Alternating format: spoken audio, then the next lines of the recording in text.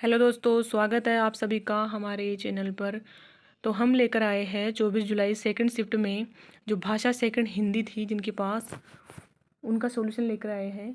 तो देखते हैं इसका सॉल्यूशन। इसमें 61वां प्रश्न है, मन उचट गया था वाक्य रचना की दृष्टि से उदाहरण है। इसके ऑप्शन है, ए ऑप्शन है साधारण वाक्य, बी ऑप्शन है संयुक्त वाक्य, सी है मिश्र वाक्य और डी है सरल एवं मिश्र वाक्य। तो इसका जो आंसर है वो होगा ए साधारण वाक्य। अगला क्वेश्चन है 62वां, था है लेना मुहावरे का अर्थ है। ऑप्शन है ए परास्त करना, बी भेद पता करना, सी विश्वास पात्र होना, डी चिंता मग्न बैठना। तो इसका आंसर होगा बी भेद पता करना। 63वां प्रश्न है, स्वरूप ने गरीबों को कंबल दिए इस वाक्य में रेखांकित शब्द में कारक प्रयुक्त है। तो गरीबों को इस पर इसको रेखांकित किया गया है। तो इसमें कौन सा कारक होगा देखते हैं। ऑप्शन देखते हैं इसके। ए ऑप्शन है संबंध कारक, बी ऑप्शन है कर्म कारक, सी ऑप्शन है संप्रदान कारक, डी ऑप्शन है अधिकरण कारक। इसका आंसर होगा सी संप्रदान कारक। 64वां प्रश्न है, मन उमग्यो राजस्थानी मुहावरे का सही अर्थ है। ऑप्शन है इसके ए प्रसन्न होना, बी मन भरना, सी फूल बरसना, डी सावन बरसना। तो इसका सही उत्तर होगा बी मन भरना। 65वां प्रश्न है, निम्नलिखित में से कौन सा वाक्य रीतिवाचक क्रिया विशेषण का उदाहरण है। ऑप्शन है इसके ए ऑप्शन है लक्षित बहुत धीरे धीरे चलता है, बी है आज मेरी परीक्षा है, सी है खेल का मैदान विद्यालय के पास स्थित है, डी है इन दिनों गंगा में पानी अधिक बह रहा है। तो इसका सही उत्तर होगा लक्षित बहुत धीरे धीरे चलता है, यानी ए ऑप्शन इसका सही है। अगला है 66वां प्रश्न है, प्रोफेसर किलपैट्रिक किसके शिष्य थे। इसके ऑप्शन है ए पार्कर, बी जॉन डीवी, सी मेरियन, डी पार्क हस्ट। तो इसका सही उत्तर होगा बी जॉन डीवी के शिष्य थे ये। 67वां प्रश्न है, उच्च प्राथमिक स्तर पर मौखिक भाषा शिक्षण की प्रत्यक्ष विधि का उदाहरण है। तो ऑप्शन है इसके ए प्रदर्शन एवं निर्देशन, बी है आदर्श संभाषण, सी है अभिनय प्रदर्शन, डी है सहानुभूति पूर्वक व्यवहार।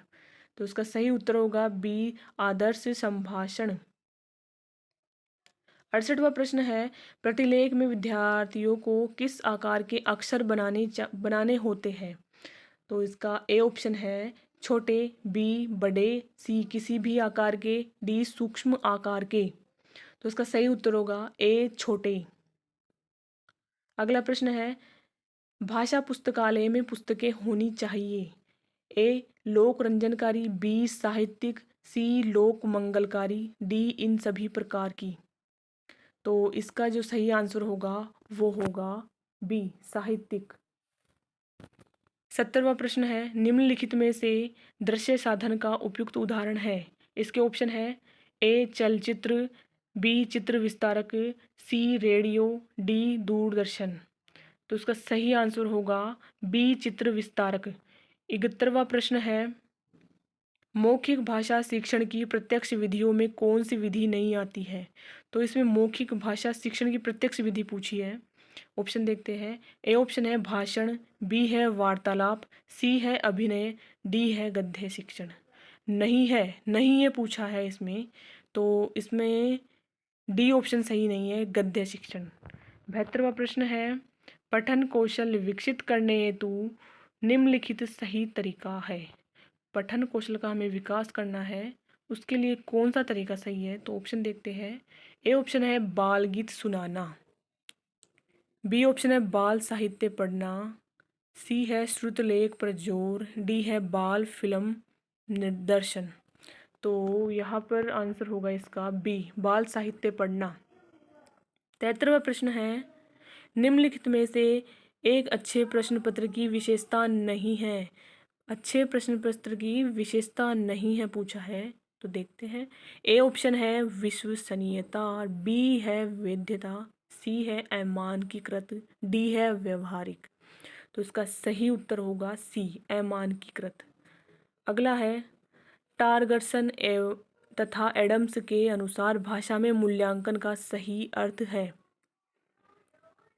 इसके ऑप्शन है ए छात्रों के व्यवहार में शिक्षालय द्वारा किए गए परिवर्तनों के विषय में प्रमाणों का एकत्र करना, बी है मूल्यांकन सापेक्षित रूप से नवीन प्राविधिक पद है, सी है जिसके द्वारा अध्यापक एवं विद्यार्थी को अपने लक्ष्य प्राप्त करना, डी है किसी वस्तु या प्रक्रिया का मूल्य निश्चित करना। तो इसका सही उत्तर होगा डी, किसी वस्तु या प्रक्रिया का मूल्य निश्चित करना। 75वां प्रश्न है तात्कालिक लक्ष्य विद्यार्थी की अधिगम समस्या तथा कठिनाई को हल करने हेतु शिक्षण है। तात्कालिक लक्ष्य विद्यार्थी की अधिगम समस्या कठिनाई को हल करने हेतु, मतलब इसमें कठिनाई को हल किया जा रहा है, उसके लिए कौन सा शिक्षण उपयुक्त होगा ये पूछा है इसमें। ऑप्शन देखते हैं। ए ऑप्शन है उपचारात्मक शिक्षण, बी है निदानात्मक शिक्षण, सी है क्रियात्मक अनुसंधान, डी है अनुवर्ग शिक्षण। तो इसमें कठिनाई को हल करने के बारे में पूछा है, तो इसका सीधा सा आंसर होगा उपचारात्मक शिक्षण, यानी ए ऑप्शन इसमें सही रहेगा।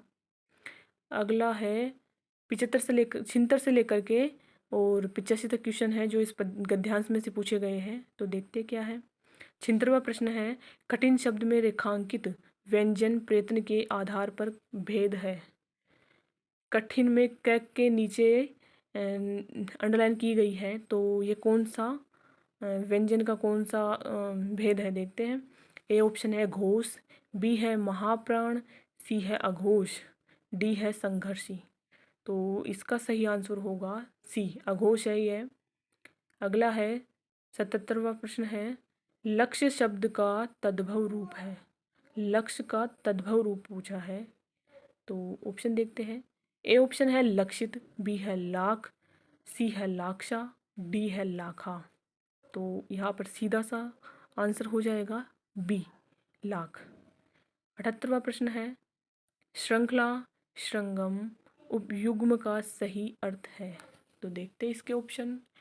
ए है श्रृंगाल जंजीर, बी करघनी कमल, सी चोटी पहाड़, डी अद्र क्रम। तो इसका सही आंसर हो जाएगा सी, चोटी पहाड़। अगला क्वेश्चन है निम्नलिखित शब्द इक प्रत्यय के सही उदाहरण है। इसमें पूछा है, क्या पूछा है, प्रत्यय पूछा है। इक प्रत्यय किसमें है इन शब्दों में से? तो देखते हैं ऑप्शन। ए है स्वर्णिम अलख, इसमें तो नहीं है यह। बी है शिवालिक पौर्विक, सी है पंचक रसायन, डी है भौतिकी औद्योगिकी। तो इसमें भी सीधा सा दिख रहा है बी, शिवालिक पौर्विक, क्योंकि तीन ऑप्शन में यह एक प्रत्यय नहीं लगा हुआ है। अगला है 80वां प्रश्न है निम्नलिखित में से संपूर्ण शब्द में निहित उपसर्ग है। ऑप्शन देखते हैं। ए ऑप्शन है संपू, बी है सम, सी है स, डी है संप। तो यहाँ भी सीधा सा आंसर हो जाएगा बी, सम। 81वां प्रश्न है निम्नलिखित में से किस शब्द में गुण संधि है। गुण संधि पूछा है कि इन शब्दों में से, इन जो शब्द दे रखे हैं उनमें गुण संधि किस शब्द में है। ए ऑप्शन है इसमें रत्नाकर, बी ऑप्शन है नीरस, सी है कठोर, डी है महोदधि। तो यहाँ पर आंसर हो जाएगा इसका डी, महोदधि। अगला प्रश्न है निम्नलिखित सामासिक पद तत्पुरुष समास का उदाहरण है। तत्पुरुष समास पूछा है यहाँ पर। ऑप्शन है इसके। ए जटाजूट, बी हिमालय, सी महादेव, डी दूर दूर। तो यहाँ पर इसका आंसर हो जाएगा बी, हिमालय, यानी हिम का आलय, हिम का आलय हो जाएगा।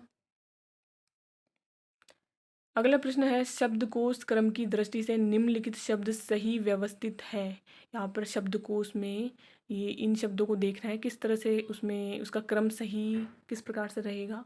ए ऑप्शन है अपर और कालिदास, बी है गलत मापदंड पाददेश, सी है सपाद लक्ष्य सूखी अलकनंदा, डी है गिरी प्रतिनिधित्व कठोर।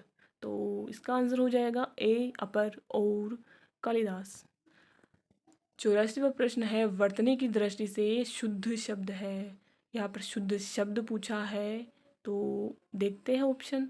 ए ऑप्शन है समाधि, बी है कवियत्री, सी है श्रृंखला, डी है उज्ज्वल। तो इसका सही आंसर क्योंकि समाधि में धी छोटा आएगा, कवियत्री में वी पर जो लगी हुई है मात्रा ई की वो य पर लगेगी, श्रृंखला इसमें सही रहेगा। उज्ज्वल में जो बड़ा ये पूरा जय लिखा हुआ है वो भी आधा हो जाएगा, तो सी ऑप्शन इसमें सही रहेगा, श्रृंखला।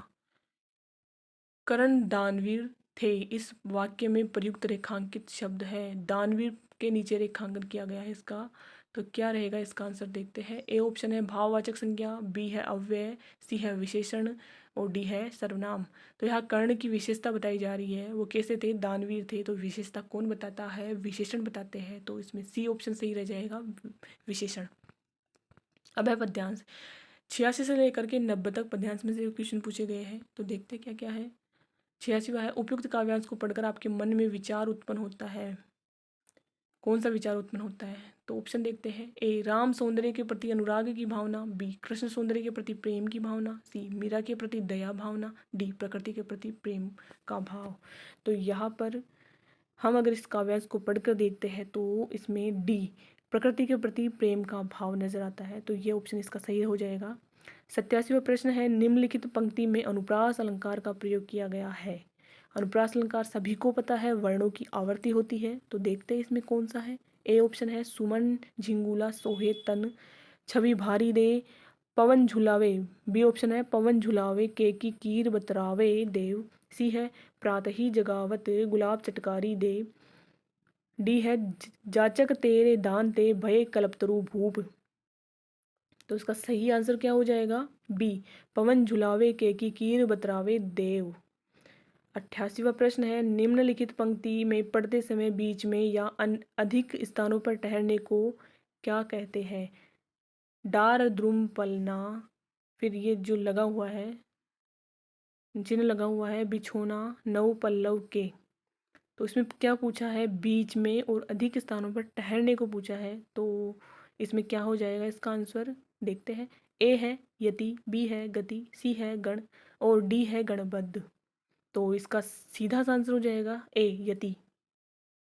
अगला क्वेश्चन है, कंजकली नायिका लता ने सिर सारी दे रेखांकित शब्दों में प्रयुक्त अलंकार है, तो इस कंजकली नायिका में अलंकार पूछा है। ए ऑप्शन है रूपक अलंकार, बी है उपमा अलंकार, सी है यमक अलंकार, डी है श्लेष अलंकार, तो इसका क्या आंसर हो जाएगा, रूपक अलंकार। लास्ट क्वेश्चन है इसका, कवि के अनुसार बसंत का परिवर्तन दिखाई देता है। ऑप्शन है ए तन मन और वन पर, बी है केवल वन पर, सी है केवल गोपियों पर, डी है केवल पक्षियों पर, तो इसका सही आंसर क्या हो जाएगा, ए तन मन और वन पर। तो इसका सॉल्यूशन हो चुका है। अगर आपको वीडियो पसंद आता है तो इसे लाइक करें, सब्सक्राइब करें और अपने दोस्तों तक भी इसको शेयर करें। धन्यवाद।